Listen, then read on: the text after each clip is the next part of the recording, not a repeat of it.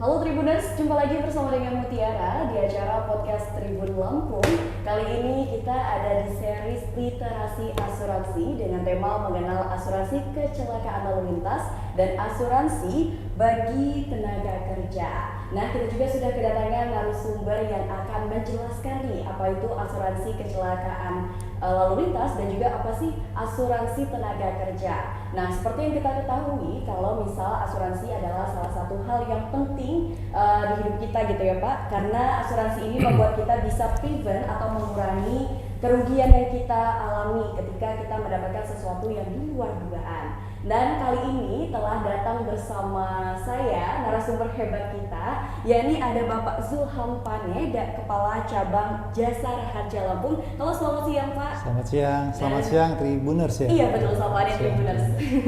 Dan selanjutnya ada Bapak Sulistiono Sita Wirjawan selaku Kepala Kantor BPJS Ketenagakerjaan Cabang Bandar Lampung. Halo, selamat siang Pak. Selamat siang Tribuners. Iya. Gimana nih Pak kabarnya hari ini Pak? Alhamdulillah sehat. Nah, telah hadir bersama kita Pak Zulham dan juga Pak Sulis yang akan menemani kita hari ini dengan tema mengenal asuransi kecelakaan lalu lintas dan asuransi tenaga kerja. Mungkin langsung aja nih kita akan sharing-sharing bersama dengan kedua narasumber hebat kita. Nah, sebelumnya mungkin Mutiara ingin bertanya dengan Pak Zulham. Iya. Nah, kan seperti yang diketahui nih Pak, masyarakat di rumah mungkin tahu Jasara Harja, cuman mungkin bisa Bapak jelaskan sih Pak, apa sih Jasara Harja itu kepada Tribuners di rumah? Iya. Terima kasih Mbak Mutiara, Tribuners.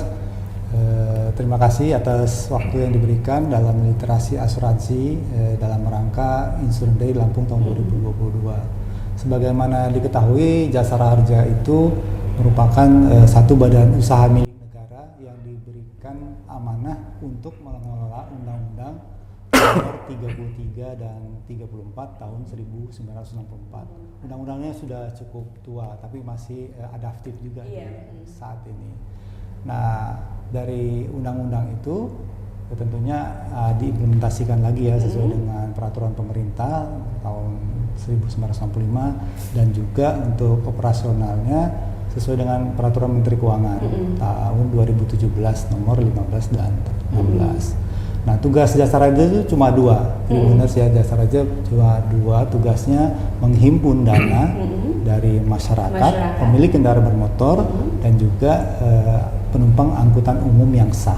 Nah, itu. Dana-dana ini kemudian akan diserahkan atau dijaminkan kepada rumah sakit apabila masyarakat atau penumpang mengalami kecelakaan lalu lintas jalan. Jadi ada dua kecelakaan angkutan umum dan kecelakaan di jalan raya. Nah, itu tugas-tugas Jasara Harja. Jasara Harja ya, memang karena mungkin Tribuners di rumah itu udah nggak asing dengan Jasara Harja karena kan memang banyak sekali kasus-kasus kecelakaan lalu lintas dan pasti Tribuners di rumah udah pernah mendengar istilah Jasara Harja itu sendiri ya Pak. Semoga tidak menjadi penerima santunan Jasara Harja. Oh iya, jangan sampai ya Pak. Jangan sampai. Iya, pokoknya kita kalau bisa kalau berkendara itu waspada, berdoa dan semoga selamat sampai tujuan ya Pak ya. Dan jadi Jasara Harja ini mempunyai dua tugas, yaitu menghimpun dana dari masyarakat yang memiliki kendaraan dan juga penumpang kendaraan umum ya Pak, yang angkutan umum yang memang sudah sah ya Pak terdaftar. Angkutan umum yang sah. Ya, seperti itu. Nah, untuk Jasara Harja sendiri nih Pak, Mutiara ingin bertanya besaran dana santunan Pak bila terjadi kecelakaan itu berapa? Jadi dana santunan ini ada empat kategori: santunan meninggal dunia, santunan luka-luka, dan santunan cacat tetap, dan biaya penguburan bila tidak memiliki ahli waris. Nah, jadi santunan meninggal dunia itu 50 juta. Nah, kemudian santunan luka-luka maksimal 20 juta. Nah, kemudian santunan cacat tetap maksimal 50 juta dan biaya penguburan ketika tidak memiliki ahli waris itu 4 juta rupiah. Nah, berkaitan dengan tadi santunan luka-luka, apabila korban kecelakaan itu menjadi anggota BP Jam Sostek atau BPJS Ketenagakerjaan sesuai dengan peraturan Menteri Keuangan nomor 141 tahun 2018, ketika lebih dari 20 juta maka akan beralih ke BPJS Ketenagakerjaan atau sesuai dengan kepemilikan mungkin dia pemilik BPJS Kesehatan, Taspen atau Asabri. Gitu. Oke, jadi kalau misalkan yang luka-luka ini maksimal 20 jadi tergantung dengan jenis lukanya ya Pak ya? Ya. Jadi bisa di bawah itu gitu ya? Ya Kalau Pak, lukanya 20 juta ya yang kita serahkan, yang kita bayarkan atau kita jaminkan ke rumah sakit ya sebesar misalnya 16 juta ya 16 juta. Tapi kalau misalnya 25 juta korban memiliki kepesertaan di BPJS Sostek, maka akan beralih ke BPJS Sostek selisihnya atau ke BPJS Kesehatan, ke Taspen atau ke Asabri sesuai dengan kepesertaannya. Oke, jadi kalau untuk yang cacat tadi kan Bapak sebutkan maksimal 50 juta itu maksimal. Berarti sama dengan luka-luka juga ya Pak? Sama dengan meninggal dunia sebenarnya. Oh, sama dengan meninggal dunia. Jadi pasti mendapatkan segitu atau ada jenis cacat, maaf ya Pak, ada jenis cacat tertentu yang nggak segitu, misalkan di bawah 50 atau 20, 30. Iya, jadi ada persentasenya, misalnya kehilangan satu tangan, kehilangan satu kaki, kehilangan fungsi juga. Jadi tergantung dokter yang memeriksa ya, apa sih kekurangan akibat kecelakaan itu. Ya mohon maaf, mungkin ketika sebelum kecelakaan rata kan jalannya, tapi ketika sudah dioperasi pasang pen, akibat pasang pen ada berkurang ya. Nah, itu kan kehilangan fungsinya. Itu ada persentase yang bisa dibayarkan oleh jasa marga. Jadi memang semua itu ada persentasenya Pak. Ada kategorinya ya. Seperti yang disebutkan oleh Pak Zulham itu ada 4 kategori. Yang pertama itu untuk yang meninggal dunia, yang kedua itu luka-luka, yang ketiga itu ada yang cacat tetap, dan juga yang terakhir itu biaya penguburan ya Pak. Bagi yang tidak memiliki ahli waris. Iya, seperti itu. Wah, luar biasa sekali ini. Dan tadi kan kita udah ngobrol tentang jasa harja untuk pembukaan di awal. Nah, kita juga akan mengenal dulu nih BPJS Ketenagakerjaan. Karena kan biasanya kita nih sebagai karyawan di suatu perusahaan kan biasanya langsung kontraknya itu pasti ada BPJS Ketenagakerjaan. Nah, mungkin nih Pak bisa dijelaskan Pak kepada Tribuners di rumah apa itu BPJS Ketenagakerjaan Pak Sulis. Baik, terima kasih Mbak Mutiara. Selamat siang Pak Zulham. Nah, jadi saya terima kasih ya atas inisiasi dari teman-teman untuk sebuah literasi ya. Artinya tadi yang disampaikan Pak Zulham dengan program BPJS Ketenagakerjaan itu memang ada satu irisan yang tadi sudah dijelaskan ya. Tapi pada prinsipnya kalau program BPJS Ketenagakerjaan itu memang apa yang tadi disampaikan Mbak Mutiara, mungkin masyarakat pada umumnya belum memahami ya apa itu program BPJS Ketenagakerjaan. Yang lebih dipahami kalau BPJS pasti BPJS Kesehatan ya. Iya, betul Pak. Artinya sebenarnya antara BPJS Kesehatan dengan Ketenagakerjaan ini kalau boleh saya katakan kami ini adalah saudara kembar. Dilahirkan dalam satu rahim yang sama ya, yaitu Undang-Undang Nomor 24 Tahun 2011 tentang filosofi bagaimana pelaksanaan program BPJS Ketenagakerjaan itu. Ada Undang-Undang 40 Tahun 2004 tentang Sistem Jaminan Sosial Nasional. Di dalam Undang-Undang 40 Tahun 2004 itu diamanatkan bahwa negara itu wajib hadir untuk memberikan perlindungan kepada seluruh warga negara Indonesia ya, pada saat warga negara Indonesia itu mengalami kemungkinan risiko. Nah, turunan dari Undang-Undang 40 tahun 2004 secara spesifik lahirlah Undang-Undang 24 tahun 2011. Di situ ada BPJS Kesehatan dan kami adalah BPJS Ketenagakerjaan. Jadi walaupun namanya sama, kami ini adalah satu institusi yang berbeda. Berbeda dalam hal pelaksanaan programnya. Kalau BPJS Kesehatan programnya tunggal Mbak Mutiara. Tapi kami BPJS Ketenagakerjaan ini sampai dengan hari ini programnya ada 5 sebenarnya. Nah ini yang harus dipahami Pak Zulham. Pahamnya ya 4. Iya. Jadi kalau yang beririsan dengan Pak Zulham itu terkait ada jaminan kecelakaan kerja. Ya. Jadi yang pertama itu program jaminan kecelakaan kerja. Jaminan kecelakaan kerja itu memberikan perlindungan terhadap aktivitas yang ada hubungannya dengan aktivitas hubungan kerja. Hubungan kerja. Jadi yang dilindungi adalah aktivitas hubungan kerjanya. Hubungan kerjanya. Jadi kalau orang nggak bekerja, ya nggak boleh, ikut program BPJS Ketenagakerjaan. Tapi mungkin sama-sama kita ketahui ya, semua warga negara Indonesia paling tidak mempunyai aktivitas lah yang ada hubungan kerja. Ya. Itu yang masuk ke dalam program jaminan kecelakaan kerja. Sedangkan segmentasi kami itu ada 3. Apa itu, Pak? Yang pertama, peserta penerima upah. Peserta penerima upah itu orang yang bekerja di dalam satu institusi, di dalam satu perusahaan, di bawah satu perusahaan. Istilahnya seperti Pak Zulham, saya, Mbak Mutiara, ini kan bekerja di dalam satu perusahaan. Iya, betul. Ini kategori masyarakat penerima upah. Yang wajib membayarkan iurannya itu adalah kewajiban terbesar adalah pemberi kerja. Pemberi kerja. Nah, programnya untuk penerima upah untuk saat ini sudah berkembang menjadi 5. Satu, yang pertama tadi kecelakaan kerja, ya. Yang kedua jaminan kematian, yang ketiga jaminan hari tua, yang keempat jaminan pensiun, yang kelima ini ada namanya jaminan kehilangan pekerjaan.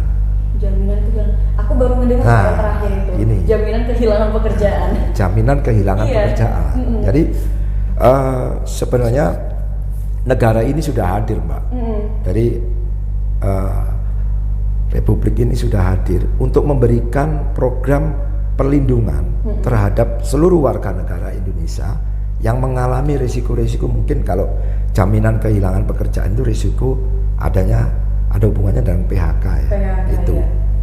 Itu yurannya tidak dibebankan kepada pemberi kerja, murni dari pembiayaan pemerintah ya. Yurannya pemerintah, Pak. Pemerintah. Subsidi. Pemerintah memberikan subsidi, ditambah recomposing dari program jaminan kecelakaan kerja dengan jaminan kematian. Gitu. Jadi yurannya murni dibayar oleh pemerintah. Ya, jadi kalau tadi Pak Zulham ngomongnya cuma singkat, karena programnya kecelakaan aja, Pak ya. Iya, ya, ini kalau saya harus menjelaskan program BPJS Ketenagakerjaan bisa sehari semalam. Ceritanya banyak, panjang. Gitu. Ya, jadi kalau beririsan, saya kupas ya, yang beririsan dengan Pak Zulham tadi, jaminan kecelakaan kerja. Artinya Pak Zulham ini, Jasara Harja itu memberikan perlindungan pada saat kecelakaan di jalan raya, Pak ya, karena risiko lalu lintas ya. Pada saat tadi sudah dijelaskan Pak Zulham, pada saat risiko itu terjadi di jalan raya dan itu kecelakaan lalu lintas, kalau yang bersangkutan itu adalah ada hubungannya dengan aktivitas hubungan kerja, entah itu berangkat dari rumah menuju ke tempat kerjaan atau pulang dari tempat kerja menuju ke rumah, kalau terjadi risiko ini masuk di kami juga. Makanya kami ini sebenarnya ada kerjasama, ada JOB ya, Pak ya. Jadi penjamin pertama adalah Pak Zulham, pihak Jasara Harja. Terus nanti kalau misalkan lebih, tadi kan sudah dijelaskan oleh Pak Zulham ya, kelebihan itu ini diklaim ke BPJS Ketenagakerjaan. Karena BPJS Ketenagakerjaan itu untuk satu resiko kecelakaan kerja, kita ini tanpa plafon, unlimited. Kami berikan dalam bentuk pelayanan sesuai dengan indikasi medis. Artinya sesuai dengan indikasi medis itu pada saat dokter menyatakan belum sembuh ya pelayanannya terus berjalan. Itu tidak ada plafon. Itu. Nih Pak, tadi kan ada yang menarik yang terkait dengan kehilangan pekerjaan. Betul. Nah, kan ini kita pernah ada di fase pandemi COVID-19. Ya. Nah, mungkin kan banyak perusahaan yang akhirnya mengalami kerugian dan sebagainya. Betul. Apakah ada case yang pernah terjadi dan bagaimana sih Pak penanganannya itu? Jadi ini kalau jaminan kehilangan pekerjaan itu memang program terbaru dari pemerintah. Itu per Februari 2021, pelaksananya Februari 2021 kemarin. 2021. Iya.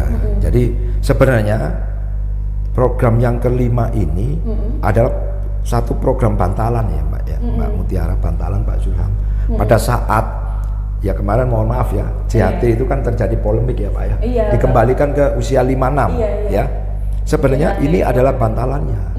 Jadi tujuan pemerintah ini sebenarnya udah benar Mbak Mutiara. Jadi pada saat usia JHT itu dikembalikan ke 56, karena konsep JHT itu adalah konsep tabungan untuk jangka panjang. Jadi penumpukan dana pada saat tenaga kerja itu nanti usia 56 tidak mampu bekerja karena usia pensiun. Nah, itu ada penumpukan dana di situ. Nah, terus bagaimana filosofi JKP? Nah, JKP itu kemarin pada saat JHT itu tidak boleh diambil, jadi harus menunggu usia 56, ada bantalan JKP itu. Jadi sebenarnya tidak harus mengambil JHT, tapi kalau dia di PHK, pemerintah dalam hal ini Kementerian Tenaga Kerja itu akan memberikan subsidi gaji selama 6 bulan. 3 bulan pertama diberikan 45%, 3 bulan kedua diberikan 25%. Tidak hanya subsidi gaji, pelatihan kerja, terus yang terakhir adalah pangsa kerja Pak. Pangsa kerja itu diberikan. Nah, harapannya seperti itu Mbak Mutiara. Jadi memang dari BPJS Ketenagakerjaan ini ada 5 ya Pak ya? Ada 5 sekarang, betul. Jadi yang pertama jaminan kecelakaan kerja, ada jaminan kematian, jaminan hari tua, lalu ada jaminan pensiun, dan yang terakhir ini jaminan baru ya Pak ya, jaminan kehilangan pekerjaan. Luar biasa sekali. Jadi Tribuners di rumah ini semoga tercerahkan ya, terutama kita yang sebagai ini kan Pak pekerja di suatu perusahaan, jadi kita harus memahami karena memang mungkin Tribuners di rumah ini tanda tangan kontrak aja tanpa tahu ini sebenarnya apa sih cakupan dari BPJS Ketenagakerjaan ini, seperti itu ya Pak. Nah, kalau boleh tahu bisa dijelaskan nih Pak, syarat menjadi peserta BPJS Ketenagakerjaan Pak? Iya, syaratnya yang utama adalah orang yang mempunyai aktivitas hubungan kerja. Syarat utama wajib itu ya. Ya seperti saya katakan tadi, ya semua sekarang mungkin warga negara Indonesia hampir semuanya mempunyai aktivitas hubungan kerja ya. Jadi di kami itu tidak hanya memberikan perlindungan di segmentasi penerima upah. Segmentasi yang kedua adalah bukan penerima upah, sektor mandiri. Jadi orang yang bekerja Pak Zulham secara mandiri, mungkin mohon maaf Pak Zulham di rumah ada asisten pribadi, itu boleh Pak didaftarkan ke kami. Pembantu rumah tangga, petani ya. Sekarang itu cakupan coverage untuk universal coverage BPJS Ketenagakerjaan, semua orang yang bekerja wajib dilindungi Pak. Jadi petani, nelayan, semuanya. Pedagang kaki lima, pedagang di pasar, ojol, itu semuanya harus ikut. Nah, kalau untuk bukan penerima upah, iurannya sangat murah sekali. Berapa itu Pak? Hanya 16.800 per setiap bulan? Per bulan. Jadi kalau 16.800 dia diberikan minimal 2 program kecelakaan kerja dengan kematian perlindungannya. Tapi kalau dia ingin ikut yang jaminan hari tua, dia hanya menyisihkan 20.000. Jadi 36.800 sudah bisa ikut yang 3 program. Tapi minimal perlindungan 16.800 2 program. Ya kalau 16.800 Pak Zulham, Mbak Mutiara, ya sekarang kalau kita kehilangan uang sehari 1.000 itu kan nggak bingung ya Pak Zulham, Mbak Mutiara. 1.000 nggak bingung, tapi kalau 100.000 mungkin bingung ya. Nah, lebih baik kalau 1.000 itu ditabung sampai 1 bulan, itu sudah dapat iuran 2 bulan. Bisa yang program itu Pak. Iya, betul. Iya, karena mungkin itu tadi Pak, literasinya masyarakat tahunya kalau misalkan BPJS Ketenagakerjaan, kalau saya kerja di perusahaan pasti saya BPJS Ketenagakerjaan. Ya. Cuman mungkin masyarakat di rumah ini belum tahu ternyata bisa ada yang namanya program bukan penerima upah mandiri, ya? betul. Upah mandiri tadi gitu. Jadi misalkan Tribuners di rumah memiliki asisten rumah tangga atau pelayan, petani, supir pribadi bisa didaftarkan BPJS Ketenagakerjaan, seperti itu ya Pak. Lanjut, selanjutnya Mutiara akan bertanya dengan Pak Zulham berkaitan dengan asuransi kecelakaan lalu lintas nih Pak. Ahli waris yang berhak menerima dana santunan itu siapa? Jadi memang berbeda Pak, Mbak Mutiara ya dan Tribuners. Jasara Harja itu ahli warisnya cuma 3. Iya, apa saja itu? suami atau istrinya yang sah, kemudian anak-anak yang sah dan orang tuanya yang sah. Jadi dia sesuai berbeda ya dengan undang-undang atau kitab undang hukum perdata Pak ya. Itu berbeda. Mungkin ketika di BPJS Jamsostek atau BPJS Ketenagakerjaan, ahli warisnya sudah terdata. Betul. Nah, kalau di Jasara Harja, kami akan mencari ahli waris ketika meninggal dunia, ya, ketika kecelakaan meninggal dunia, kami akan mencari ya pada saat itu. Ya alhamdulillah sekarang kan sudah ada NIK ya. NIK, betul. Jasara Harja sudah bekerja sama dengan Dukcapil. Paling tidak data NIK ini bisa membantu ketika ya lengkap lah ya, ketika masyarakat patuh terhadap aturan menikah, buat kakak baru, kemudian ya dilengkapi tentunya dengan surat nikah dan segala macamnya, pasti itu lebih memudahkan kita untuk memastikan ahli warisnya. Tapi pasti ketika terjadi kecelakaan, untuk ahli warisan itu pasti kita pastikan kembali. Ya, karena ya mohon maaf, kami berbeda dengan BPJS Ketenagakerjaan. Kalau BPJS Ketenagakerjaan itu sudah jelas nih, misalnya saya istri, anak 1, anak 2, anak 3. Nah, kalau di kami kita cari dulu, kalau misalnya suaminya meninggal berarti istrinya atau sebaliknya. Ketika dia tidak memiliki suami atau istri, maka jatuh kepada anaknya. Ketika dia belum memiliki anak, ya kepada orang tuanya. Ketika tadi tidak memiliki, itu yang kita serahkan adalah biaya bantuan penguburan yang 4 juta rupiah itu. Nah, kan baru-baru ini nih Pak, di Bandar Lampung ada kasus kecelakaan lalu lintas yang cukup menghebohkan warga gitu kan Pak, kecelakaan kereta api yang kemarin membuat salah satu siswi meninggal. Nah, mungkin bisa dijelaskan itu Pak, jadi yang penerima ahli waris dari santunan Jasara Harja itu kedua orang tuanya ya Pak ya, untuk kasus yang kemarin? Iya, kalau anak-anak berarti kan orang tuanya. Nah, itu karena dia kan belum punya suami atau istri kan, jadi itu ke orang tuanya. Itu berarti siswa tersebut merupakan pihak ketiga ya Pak? Apa seperti apa? Jadi memang kecelakaan kereta ini khusus ya perlakuannya sesuai undang-undang.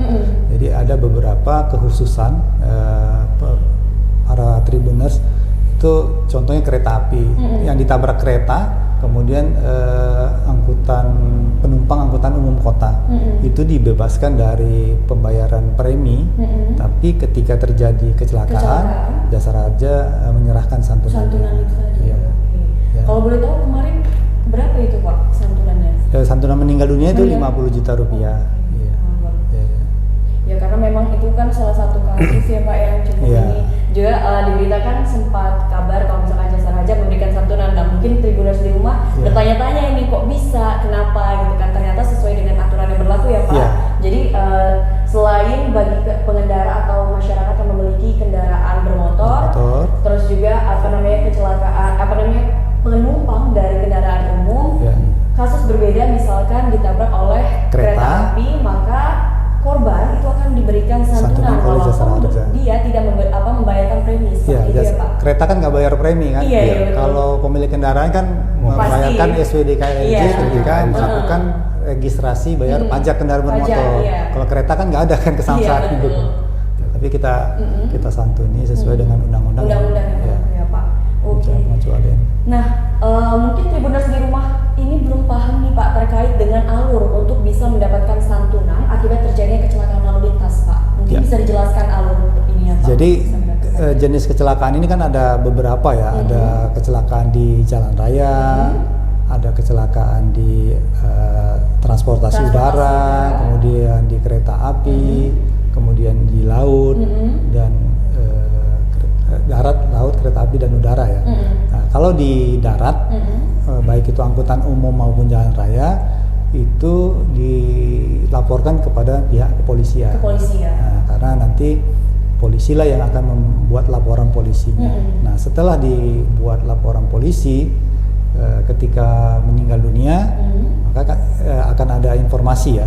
Kami sudah Jasara Harja sudah bekerja sama dengan Ditlantas, Korlantas. Jadi ketika data kecelakaan itu diinput di IRSMS aplikasinya Korlantas, itu Jasa Raja bisa melihat Informasi tersebut, informasi ya, Pak? korban. Nah, ketika dia meninggal dunia, petugas Jasa Raja akan segera menghubungi keluarga untuk melengkapi keperluan dokumen keperluannya ya. Ya tentunya kalau tadi suami istri ya kakak udah pasti ya, kemudian KTP, kemudian buku nikah. Ya nanti untuk penyerahan santunannya rekening bank. Ya jadi nggak ribet lah persyaratan. Iya.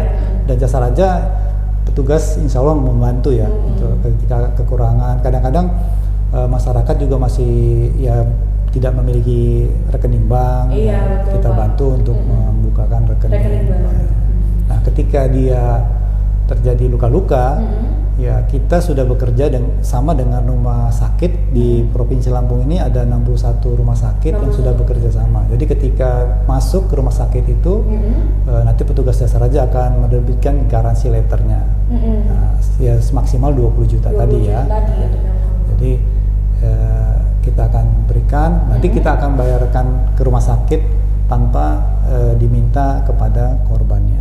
Nah, itu ketika yang luka-luka ya. Kalau cacat tetap itu kan nanti berproses sesudah ada penyembuhan. Baru dinyatakan oleh dokter yang merawat bahwa persentase kecacatannya. Nah, kemudian kalau di udara nanti ada kewenangan dari bandara, kemudian di laut ada KSOP dan Dishub ya. Jadi intinya ketika terjadi kecelakaan dilaporkan kepada pihak-pihak yang menangani. Ya insya Allah Jasa Raja akan menindaklanjutinya.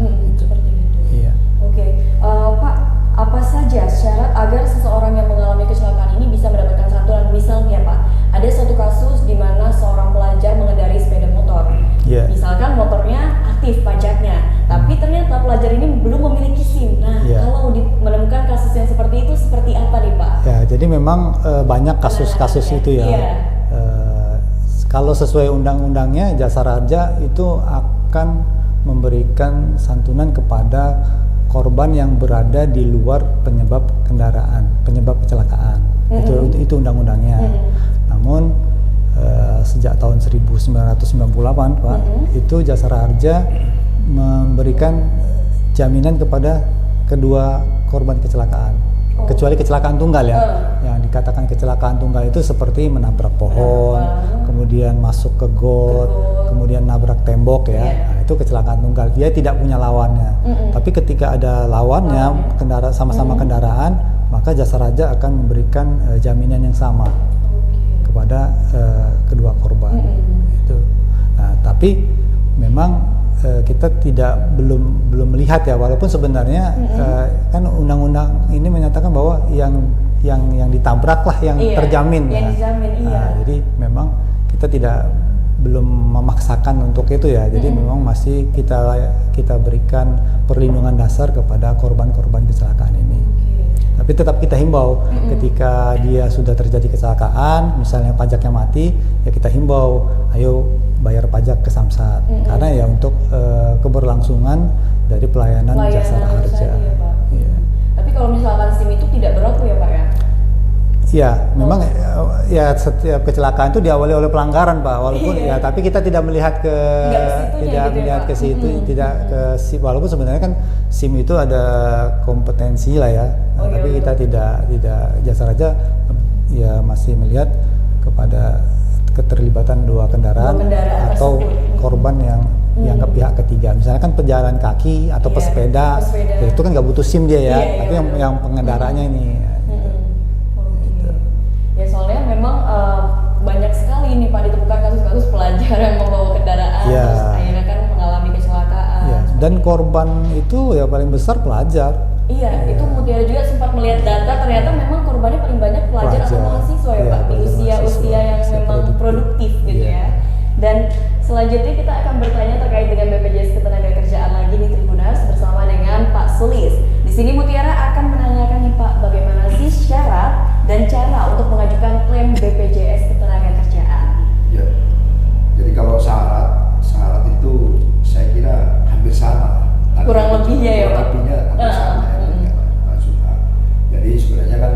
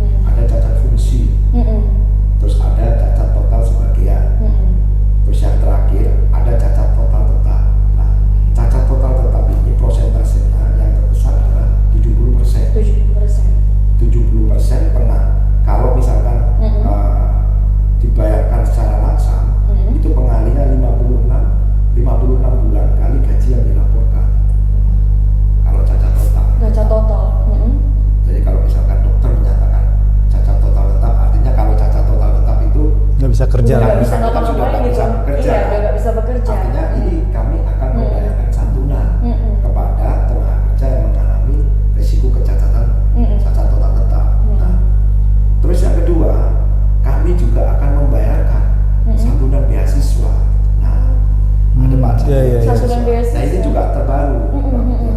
Santunan beasiswa itu kami akan bayarkan kepada tenaga kerja yang mengalami yang pertama meninggal karena risiko kecelakaan kerja. Ya, meninggal karena risiko kecelakaan kerja atau mengalami risiko kecelakaan kerja yang mengakibatkan cacat total tetap. Kami akan membayarkan santunan beasiswa kepada 2 orang anak. 2 orang anak itu dari jenjang TK sampai lulus perguruan tinggi S1. Jadi nominalnya kalau 2 orang anak 174 juta. Jadi, ini juga berlaku kepada pekerja mandiri tadi yang 1.800 tadi sama santunannya.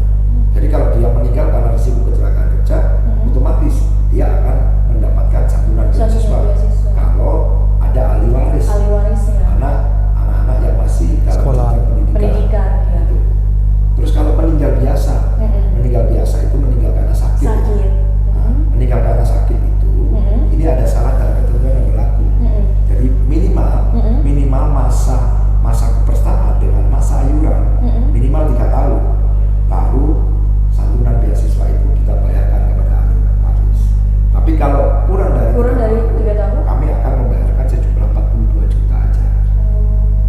Terus kalau misalkan tadi karena risiko kecelakaan kerja meninggal dunia, kami akan membayarkan 60% kali 80 bulan upah atau setara dengan 48 kali upah yang didaftarkan. Atau kalau disetarakan lagi, walaupun tenaga kerja itu satu tulang punggung keluarga meninggal, gajinya masih kami bayarkan selama 4 tahun. Selama 4 tahun. 4 tahun kami berikan secara langsung. Terus yang kedua, kami akan membayarkan santunan beasiswa kepada putra-putri yang masih dalam jenjang pendidikan. 2 orang anak, totalnya 174 juta. Kalau syaratnya cukup mudah. Apa itu Pak? KTP aja. KTP. Terus kalau meninggal cukup surat kematian. Itu kan syarat umum ya. Iya, surat kematian. Terus yang berikutnya surat keterangan ahli waris. Nah, ahli waris itu tadi juga disebutkan Pak Suman. Di kami itu juga sudah kerjasama dengan Admindu. Jadi begitu nik masuk di kami, muncul. Secara otomatis datanya muncul ya Pak? Datanya muncul. Nah itulah adalah kalau misalkan dia lajang atau belum berkeluarga, santunannya kami berikan kepada orang tua. Tapi kalau dia sudah berkeluarga, kami akan berikan kepada istri atau suami. Ya. Terus kalau misalkan suami atau nggak ada, kami berikan kepada anak-anaknya. Itu aja Pak. Syaratnya mudah. Nah tadi kan Bapak sebutkan kalau misalkan beasiswa, ada tadi program dapat beasiswa ya Pak ya, itu kan untuk 2 anak. Berarti kalau misalkan dia punya anak yang lebih dari 2, berarti harus dipilih. Oh, tetap yang tercover 2 saja. Pilih yang muda Pak ya, Iya, pilih yang muda. Kan yang muda lebih panjang itu ya. Misalnya SMA sama SD Pak ya, bagus yang SD sama SMP gitu ya. Ya karena kan di Indonesia nggak banyaknya, mungkin lebih dari 2 nih anaknya gitu. Jadi yang tercover hanya 2 saja ya Pak ya. Dan persyaratannya juga untuk mengklaim BPJS Ketenagakerjaan ini memang cukup mudah. Yang pertama itu data diri berupa KTP, dan jika meninggal sertakan surat kematian, terus surat keterangan ahli waris. Seperti itu. Cukup mudah kan? Iya betul. Sebenarnya sangat mudah ya Pak ya. Tapi mungkin karena itu tadi Pak, karena banyak kurangnya literasi tadi, akhirnya udah membuat suatu opini kalau misalkan harus klaim BPJS itu susah begitu kan. Sebenarnya memang syaratnya cukup mudah, hanya 3 persyaratan tadi seperti itu ya Pak. Sama lah dengan tadi yang disebutkan dengan Pak ya. Kita nggak ada ya Pak ya, nambah-nambah persyaratan persyaratan nggak mungkin. Yang penting itu tadi data diri tadi berupa KTP ataupun kartu keluarga ya Pak ya, seperti itu. Nah lalu untuk manfaat dari asuransi BPJS Ketenagakerjaan ini apa sih Pak? Kalau manfaatnya sebenarnya Mbak Mutiara, Pak Sunan, filosofinya jadi kalau kami sekarang ini konsepnya sebenarnya bukan asuransi Mbak. Kami ini jaminan sosial. Jaminan sosial itu asuransi yang diselenggarakan oleh negara. Jadi filosofinya, konsepnya, jadi kalau misalkan warga negara Indonesia ini kalau mengalami risiko, ini yang pertama dia tidak timbul kemiskinan baru, itu yang pertama.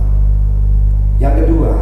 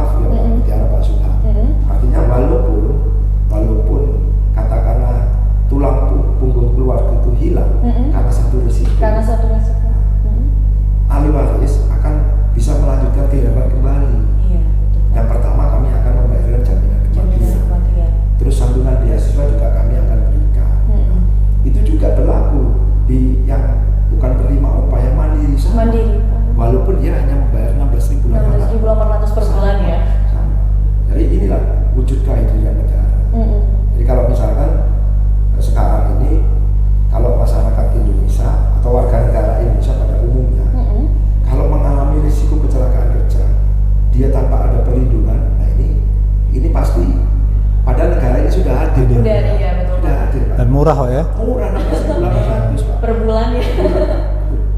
Ya ini kan mungkin tadi kita butuh satu pemahaman dan literasi ya, Iya. agar masyarakat itu paham. Ya, artinya kalau masyarakat pada umumnya katakanlah suruh ikut program BPJS Ketenagakerjaan atau beli pulsa, dia pasti milih beli pulsa. Kalau pulsa itu seminggu 25.000 Iya.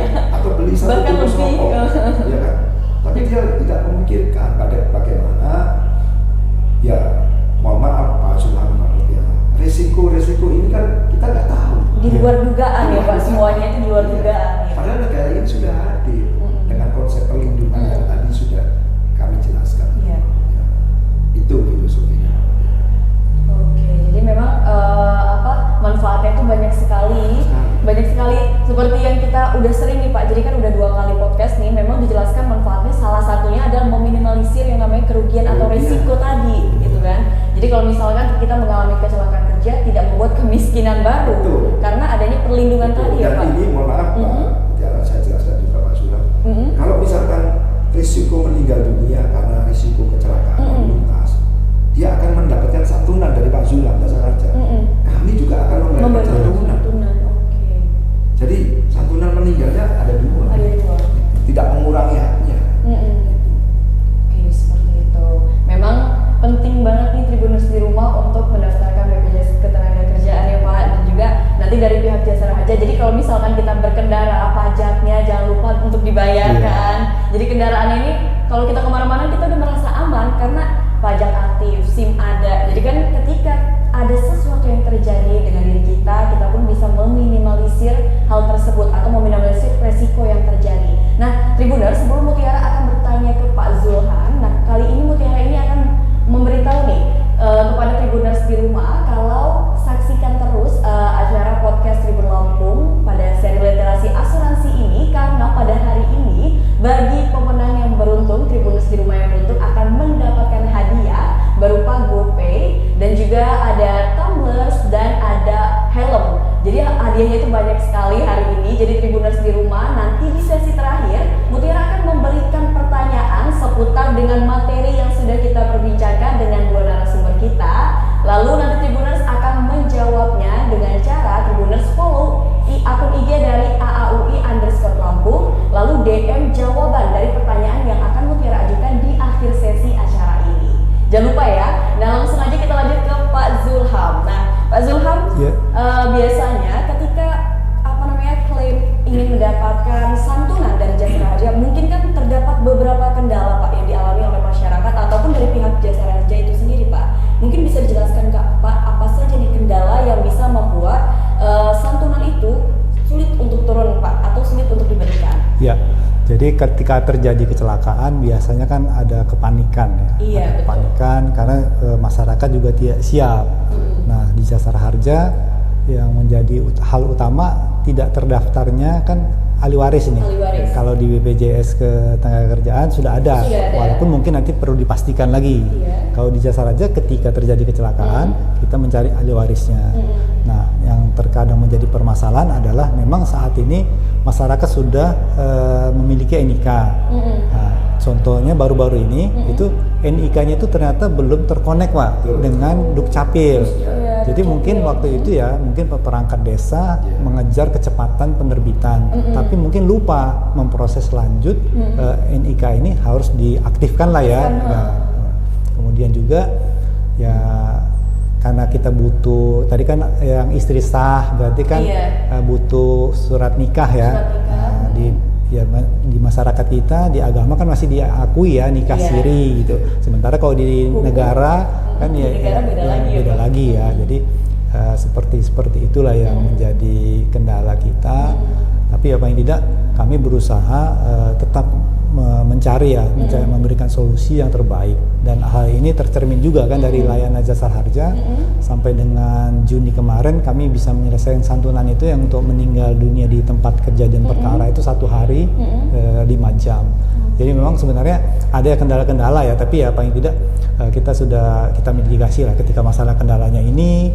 Belum lagi masyarakat tidak punya rekening bank gitu kan, kita harus bantu membuka. Malah kadang-kadang bisa kita bekerja sama petugas banknya Pak yang kita ajak nih untuk ke ini ya, ke rumah ahli warisnya. Tapi sekarang kan sudah zaman digital ya, masih ada dibantu lah untuk pembukaan rekeningnya. Ya, jadi misal kalau banyak kan kejadian, maaf ya Pak, ada kasus-kasus tertentu ketika itu ada korban kecelakaan, namun ternyata dia pas kecelakaan terjadi itu tidak membawa data diri. Ya kan sering beberapa kali ada ya kan seperti itu. Nah, itu bisa jadi kendala juga ya Pak ya. Tapi kalau misalnya dari kendaraannya kan kita bisa dapat alamatnya juga Mbak. Misalnya Nopol BE 111AA itu bisa kita lihat di data kita, paling tidak ya mendekati ya alamat itu insya Allah dapat.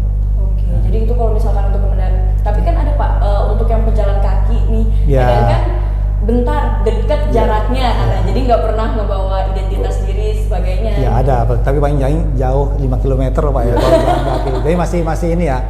Memang ya ada juga yang beberapa Mr. X ya, ketika terjadi kecelakaan Mr. X itu.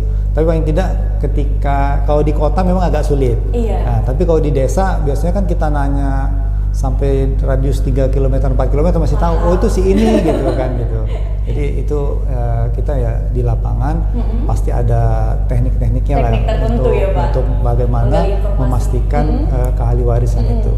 Itu secara umum ya kendala-kendala ya masih bisa kita atasi. Ya tapi paling tidak ya kita harus selalu menghimbau masyarakat ya. Karena Karena kan kalau kami tidak melihat pajaknya hidup atau istrinya hidup ya. Nah, jadi kendala itu kan nggak ada. Kalau mungkin di BPJS Ketenagakerjaan mungkin ada kan, harus melihat bayar premi atau enggak gitu kan. Kalau di Jasa Raja setelah terjadi kecelakaan ya kita himbau aja untuk membayar. Oke, jadi intinya ketika kita pergi kemana-mana pentingnya kita untuk membawa identitas diri ya Pak ya. Jadi ketika ada sesuatu. Oh ya, satu lagi ya mohon maaf ini ketika kita bepergian misalnya naik kapal laut ini ya, ya paling tidak ketika kita bepergian lah ya, kalau kapal laut kan bisa ya macam-macam ya. Kalau di darat, kecelakaan di darat ya rata-rata bisa diidentifikasi. Tapi kalau di laut kan kita nggak tahu ini ya, atau di pesawat udara paling tidak memberitahu keluarga, tetangga bahwa kita akan pergi ya rencana naik ini gitu. Itu ketika terjadi misalnya, tapi mohon mudah-mudahan tidak terjadi ya. Itu akan lebih memudahkan. Oh iya benar, misalnya si A ini akan ke Jakarta naik kapal dari Bako ke Merak kira-kira hari Kamis jam 19. Ketika misalnya terjadi, oh iya benar dia menjadi korban kecelakaan. Kan ada korban yang mayatnya tidak ditemukan. Nah itu tadi baru aja saya ingin menanyakan bagaimana kalau ada korban yang meninggal, menghilang dan bertahun-tahun memang. Itu salah satunya. Berarti kita bisa memastikan nih, misalnya kita tanya nih sama tetangganya kan, oh iya benar si A itu ada rencana ke Jakarta. Kalau dia ngasih tahu kan, oh iya benar si A itu akan berangkat ke Jakarta. Itu kan akan memudahkan. Walaupun mungkin nanti akan ketemu mayatnya, misalnya ya, terus dia ada tes DNA dan segala macamnya kan, ya itu kan membantu lah untuk benar dia menjadi korban gitu. Dan pentingnya juga kalau misalnya kita naik kendaraan umum, tiket itu ya Pak ya, kita mendaftarkan tiket itu mengisi data dirinya yang sesuai ya Pak. Kan kadang ditemukan beberapa masyarakat yang melakukan perjalanan menggunakan kendaraan umum, tapi kadang mengisi data dirinya itu hanya nama saja atau tidak dilengkapi dengan yang lainnya gitu kan. Tapi sebenarnya itu untuk keperluan ketika ada resiko seperti ini ya Pak ya. Ketika terjadi kecelakaan. Jadi memang penting untuk kita harus jujur ya Pak ya terhadap data diri kita sendiri seperti itu. Nah Pak, untuk pertanyaan selanjutnya, bagaimana sih Pak upaya pencegahan kecelakaan yang dilakukan oleh pihak Jasara Harja Pak? Ya Jasa Raja tentunya berkomitmen juga karena memang kita ada di pilar kelima ya di Rencana Umum Nasional Keselamatan itu.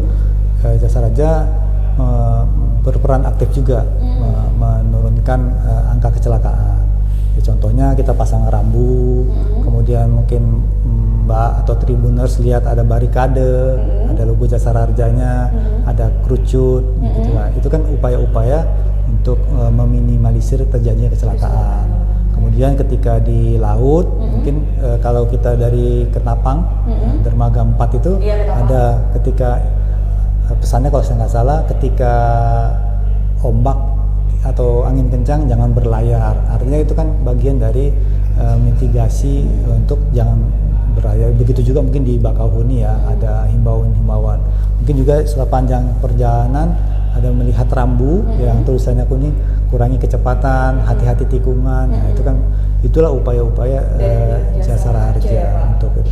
Kemudian selanjutnya ya Jasara Harja berupaya juga seperti podcast ini. Iya, betul. Itu kan literasi bahwa ya tertib berlalu lintas, patuh membayar pajak dan SPD KLLJ. Nah, kemudian ya tentunya juga Jasara Harja kan ada program TJSL juga ya. Apa itu, Pak? Tanggung jawab sosial. Okay. Nah, kita kemarin memberikan perhatian kepada orang-orang atau masyarakat yang memiliki kepentingan terhadap lalu lintas.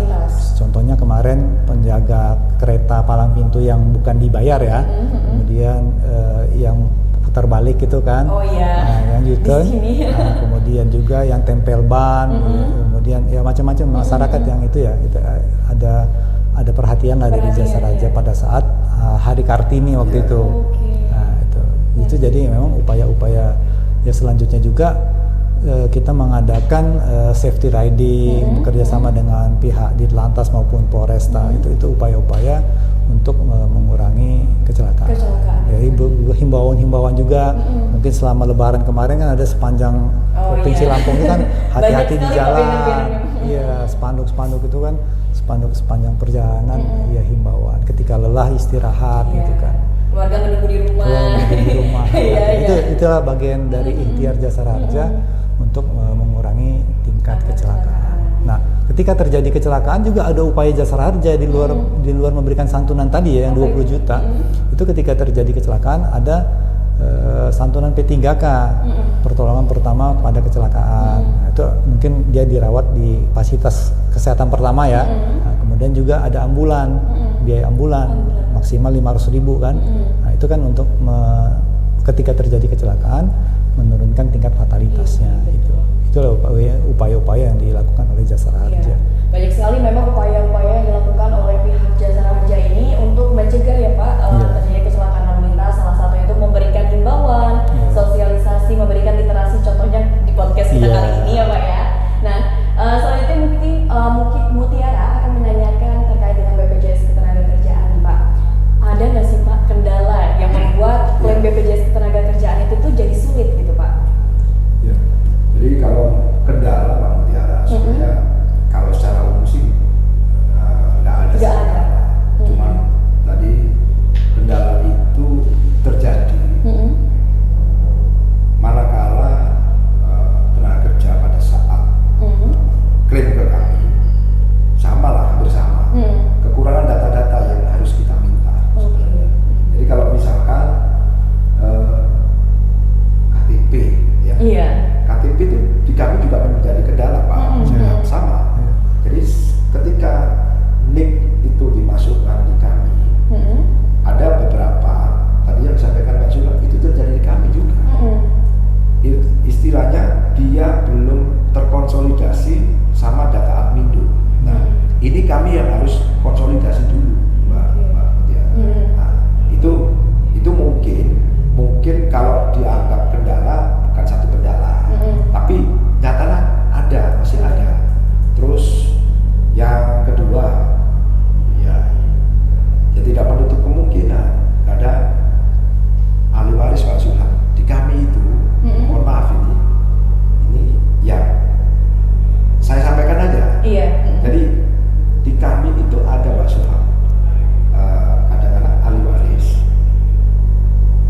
suaminya meninggal karena risiko kecelakaan kerja, ahli warisnya datang ke kami.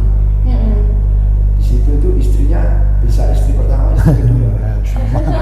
Itu tadi mau jadi pertanyaan terakhir itu Pak. Makanya terus kami ini juga dua-duanya memiliki surat nikah yang sah ya. Nah, ini kan sebenarnya dilema. Artinya. Nah, ini artinya kami dalam menyikapi seperti ini, ya kami akan men-tracing data-data tersebut masuk di kami itu yang mana. Kalau misalkan yang sayang istri pertama ya kita berikan istri yang pertama. Ya nanti misalkan setelah kami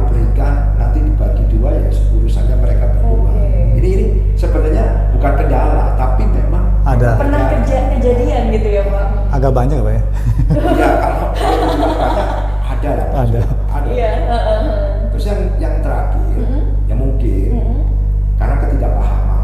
Iya. Ketidakpahaman artinya ya segala sesuatu kalau kita membayarkan kepada katakan orang yang berhak, kami harus memastikan klaim ini benar-benar harus kami bayarkan kepada orang yang berhak. Jangan sampai keliru. Makanya kami minta KTP, kartu susunan, kartu KK ya.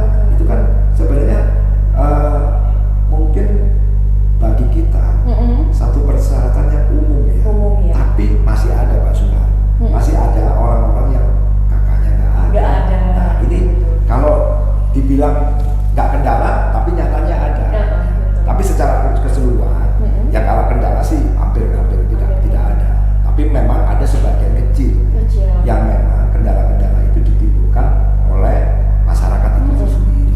Tapi itu sebenarnya kami juga sama. Kami akan membantu maksimal mungkin bagaimana klaim ini bisa terbayarkan. Tadi kan mungkin masih berkaitan nih Pak, terkait dengan tadi kalau misalkan dia yang punya istrinya lebih lebih dari satu nih. Kalau untuk dari pihak Jasara Harja sendiri itu bagaimana Pak solusinya? Jadi memang biasanya kita periksa ya, tapi biasanya jarang juga Pak ada yang dua ini, jarang. Tapi ada juga ya. Tapi paling tidak kita mediasi, dua-duanya kita panggil. Terkadang pihak keluarga ini yang justru menganggap itu sebagai warisan. Nah, ini yang repot. Iya, betul. Padahal ini kan dana santunan. Sehingga kita mediasi ya bahwa santunan ini ya yang sah lah, istri yang sah. Walaupun mungkin nanti nikah siri ya, tapi kami berusaha untuk melakukan mediasi. Karena memang dengan ada mediasi dari dua pihak keluarga ini atau dua atau tiga lah ya, nah itu ya kita mediasi, ya kita berikan solusi yang terbaik. Iya. Atas kesepakatan dari keluarga itu tadi Pak ya.